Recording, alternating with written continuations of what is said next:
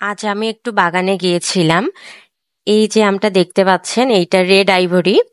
এটা China Thailand ভ্যারাইটির একটা আম।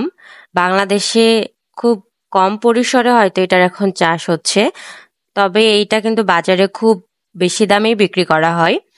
এই আমটা খুবই ভালো, খেতে তো ভীষণ মজা, আমার খুব ভালো লাগে। এই আমটা ছোট ছোট গাছেই খুব ভালো ধরে। একটা গাছের বয়স 3 থেকে 5 বছরের মধ্যেই আম চলে আসে। বর্তমানে কিন্তু বাংলাদেশেও বিদেশি আমের খুব ভালো চাষ হচ্ছে। অনেকেই ছোট ছোট বাগান করছে, ছাদেও করছে।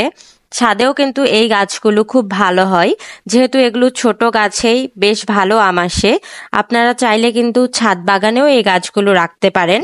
বাগানের সৌন্দর্য যেরকম বাড়াবে এবং অনেক আকর্ষণীয় সৃষ্টি করবে। আপনারা কে কে এই আমটি খেয়েছেন এবং কার কার বাগানে আছে আমাকে অবশ্যই জানাবেন।